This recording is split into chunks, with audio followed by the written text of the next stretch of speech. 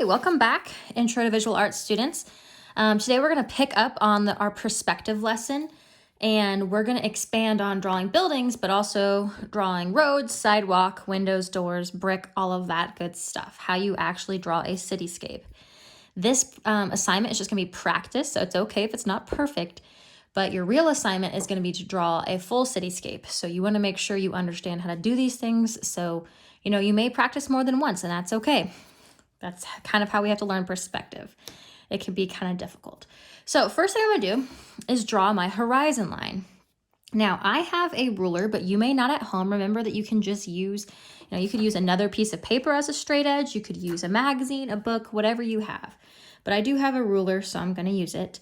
I'm going to draw my horizon line a little bit lower, actually, than we did last time. So it's a bit more realistic, okay? And then I'm going to draw my vanishing point. Okay, now we're going to draw a road. So to draw a road, you're going to connect your ruler or straight edge, whatever you're using, to the vanishing point and then to the edge of the paper. And I'm just going to draw a line. Now, I do want this road to be pretty wide, so it's actually realistic because roads aren't super skinny or small, usually in cities at least not, hopefully, unless it's like an alleyway. It's like a main road we're drawing. So it's a pretty good wide road. Now I'm going to draw a sidewalk. Okay, so I've got two lines coming from the vanishing point. To do the sidewalk, I'm going to just go off to the side a little bit of where my first road line is, and I'm going to draw another line. But this one is going to be skinny because it's a sidewalk. Okay, and then I'm going to try to match that exact same thickness over here on this side. Now I'm just kind of eyeballing it, but I do have a ruler, so if I was struggling, I could always just measure it. So to get the exact same sidewalk. But I think that's probably pretty close. So, yeah. Okay. Then we're going to begin by drawing our actual sidewalk lines. So we're going to use horizontal lines. Okay, so I'm going to make sure my ruler is actually straight, not slanted. Even like this much slant would mess up your project. So make sure you're truly straight. And I'm going to go through and make some lines for my sidewalk. And the closer you are to the viewer, the more spaced out the sidewalk lines are going to be because you would actually be able to see them. But the further back you go in your drawing, the closer the lines are going to get together until you eventually cannot see them. So I'm just going to keep drawing these lines and putting them closer together here. And I like to save myself some trouble and just do both of these at the same time. You don't have to have yours even. And when you get back here further and further, it's kind of hard to see. So I'm going to make them really close together until it's just kind of all shaded in.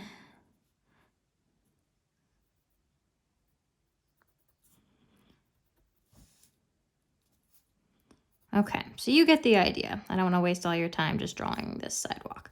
Okay, so lines are bigger at the front and they get smaller as they go back until you cannot see them. All right, now we are going to make a curb to make this even more realistic. So I'm going to draw a very skinny line on the inside of the road here.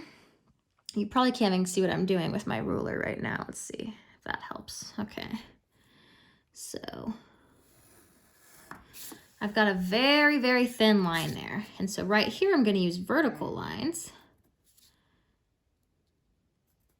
and draw the curb so that this sidewalk will be lifted up and over from the road because that's how it is in the real world. Again, if the sidewalk was right there next to the road, you would probably get ran over. So they lift it up a little bit to help you, improve your chances of getting not hit by a car.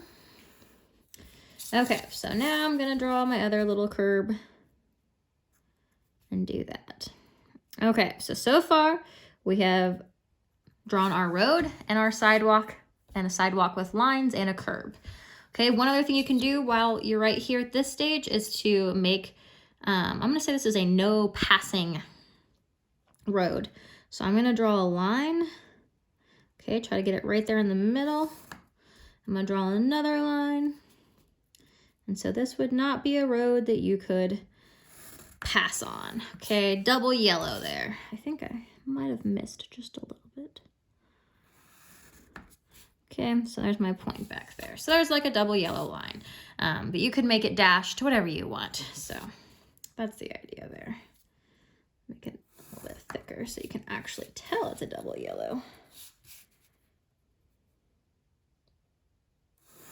All right, so now I'm going to draw some buildings. We've got the basic stuff done. So first thing I'm gonna do is take my ruler, lay it down vertically. And I'm going to, from the bottom of my page here, because that's where this building will be starting. It's kind of where my viewer is. So if I were a person, I'd be down here like walking on the street. Okay, I'm gonna draw a vertical line and I'm gonna make this first building pretty large. Okay, I went pretty high up because if you were truly standing right there, you would not be able to see the roof of that building. So you wanna make sure it's nice and tall. Okay, I'm gonna draw another vertical line over here. Now I am gonna draw this one shorter just because I know, and I do that crooked actually a little bit, so I'm gonna erase it. Make sure your ruler's always straight. I'm gonna draw a bit shorter because I know when I connect this to the vanishing point, when you're above the horizon line, you go down to the vanishing point. So to save myself some erasing, I didn't make the second line too tall. Okay, so again, just to recap, we have made 2 vertical lines to start our building, okay? Now I'm gonna finish off, I've got the base of my building already drawn by the sidewalk. Here's the 2 sides. I'm gonna finish this front by adding what is called a vanishing line. Okay, so a rule of thumb with drawing perspective is that any part of your building that like touches the road and the sidewalk is gonna go to the vanishing point, okay? So 2 vertical lines and 2 vanishing lines, and there's my first square. Remember how we talked about that squares and rectangles are how you draw buildings? So I've got 2 sides that are matching because they're both going to the vanishing point. And I've got 2 sides that are matching because they're both vertical. So this is the front of my building. But now I've got to figure out what to do with the side of it. So I'm going to then just draw a horizontal line, okay? So one thing that's really nice about one-point perspective is only the fronts and roofs of your buildings will be weird. Everything else is just going to be nice, straight, easy lines. Okay, so I could draw another line down here to signal this is the bottom of my building. Okay, so hopefully you can see that building. Here's the front, here's the side. I can now erase out my horizon line because you can't see through your building. Okay, so now I'm gonna draw another building back here. Okay, so let's zoom in a little bit so you can see. Oh, no, we were zoomed in. Okay, let's go back to being zoomed in. Alrighty. So I'm gonna use this line right here that I already have drawn, so I'm just gonna draw another one, okay? So I've got it a little bit over the horizon line. One rule of thumb is don't draw your line to the horizon line because technically all of the horizon line touches the vanishing point. So your building will just look really weird if it's right there on the horizon line. So I've got my bottom of my building here. Here's the side because I'm using my other building, okay? They're gonna be touching each other. And here's my third side. So for my fourth side, I know that I need a vanishing line because that's what the bottom of my building is doing. And also remember, it's touching the road, so it's gonna be a vanishing line. Okay, so for this building, that's all I had to draw. I just need to erase out that. Okay, because you can't see the side of this building because it's being blocked by this building. Okay, hopefully you're following along. If not, just keep watching. You might have to watch this a couple times. Perspective truly is one of the more difficult, if not the most difficult thing I will teach you.